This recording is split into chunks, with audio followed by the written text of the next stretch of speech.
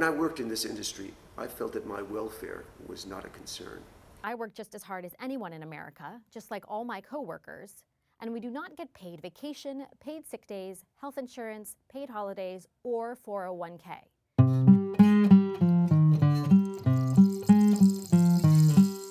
On several occasions, I've been asked to work on weekends without pay or any kind of compensation.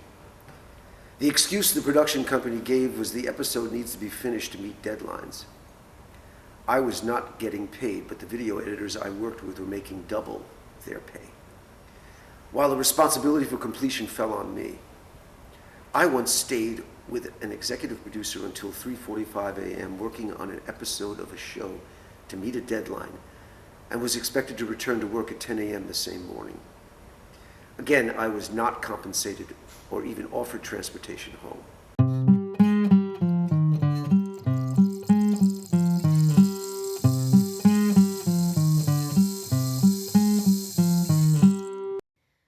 I don't see why this industry isn't regulated like any other business.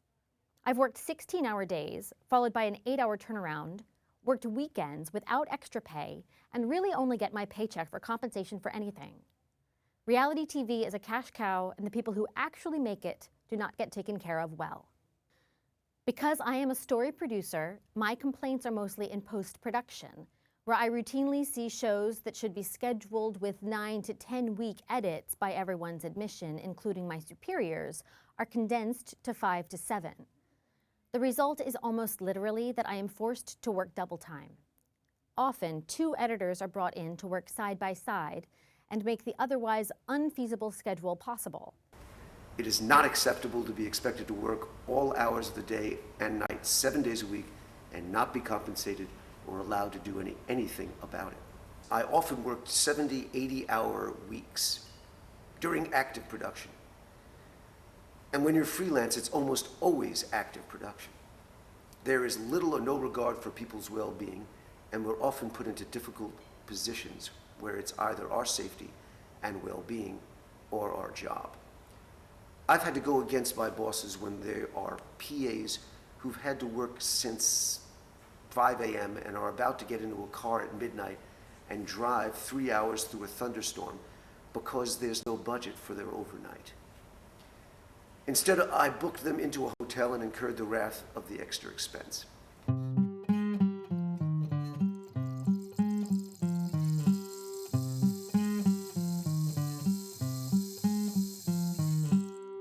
Just 2 weeks ago, I was wrapping up a week-long shoot, which was 7 days straight and at least 16 hours a day. Preparing a 12-hour shoot day requires work from the producers beforehand and after. Our last shoot day that week started at 4:30 a.m. at a landfill outside Philadelphia, and our story required us to go into overtime, finishing our shoot at 6 p.m. After wrapping up the gear from the week, bringing the crew to dinner, and taking them back to their hotel, I had to return to New York City at 9 p.m. There was no room in the budget for additional help, and if I demanded it, it would reflect poorly on my skills. I found myself with all the windows down in the car, using the fresh air, a loud stereo, and guzzling energy drinks to stay awake. Aside from driving the vehicle, I was responding to text messages, emails, and using a navigation app on my phone to get home, where I had to store the company's gear. I recently worked on a home renovation show where I was working 18 hours in the field, an additional 3 at home at the end of my shift, and working conditions were poor. There were no safety precautions taken, and we were working at homes that were completely dilapidated. People went through the floor regularly. Things were constantly falling, and if you complained, you were fired. Plus, everyone was barely sleeping, which added to the number of accidents which were occurring. In June of 2013, I was at work, segment producer at MTV, and thought I had food poisoning. It got worse throughout the day, but I stayed and worked, even though I was turning green and was in incredible pain. I had deadlines to meet that night, and I didn't want to piss off my boss.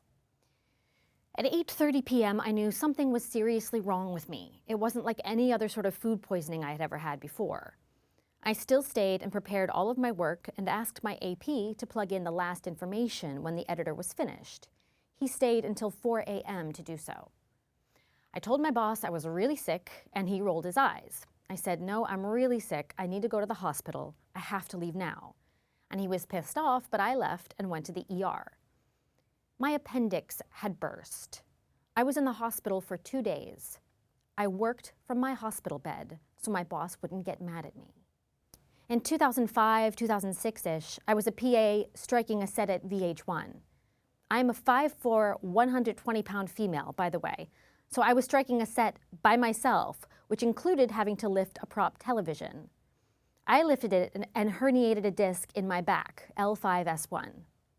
I was too scared to report it to HR, as I was a young freelancer, and was scared that they would never hire me again. I stayed at work, crying in pain, and didn't mention it to anyone. Eventually, I thought maybe it would go away. Almost a year later, I was in so much pain that I was crying every day and miserable. I finally went to a doctor at HSS and started PT treatment. Because I had waited so long, I needed intense physical therapy to not only correct the original injury, but to correct the mountain of compensation injuries that piled up from a herniated disc. As an AP, I had to drive very fast to have us catch our plane on a completely ice-covered road during a snowstorm. We passed several cars that had either been pulled over because the conditions weren't drivable or had wrecked because of the snow and ice. I begged them to let us wait for the next flight, but they refused. We got to the airport and our flight had been canceled, of course. I was then instructed to drive the 15-passenger van from Ohio back to New York. It was already dark by then and I drove through the night.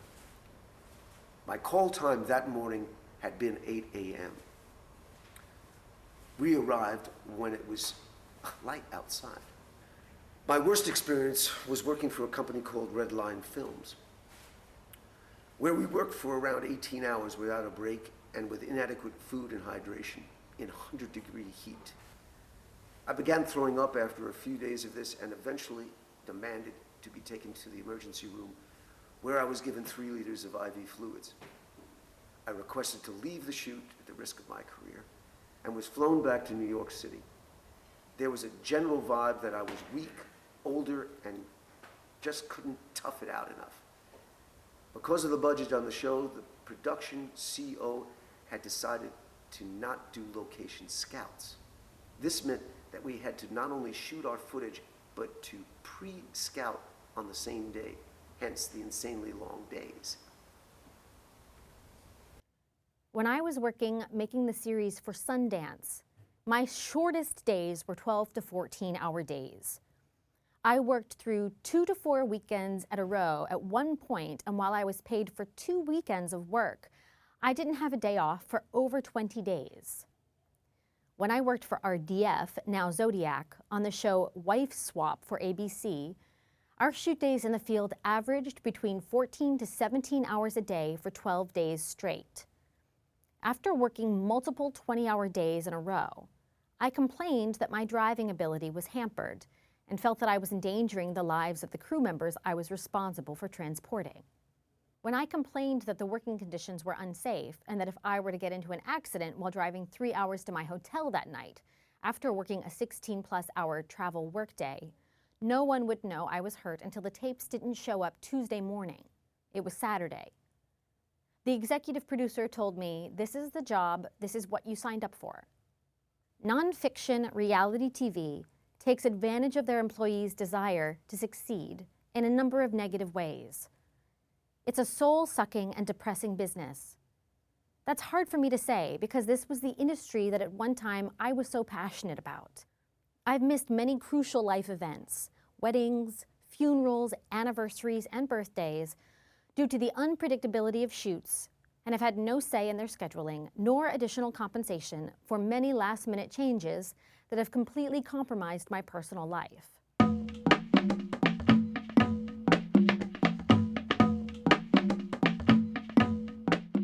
Reality show workers must be as vigilant as other workers who have been fighting the fight and organizing and getting their message out.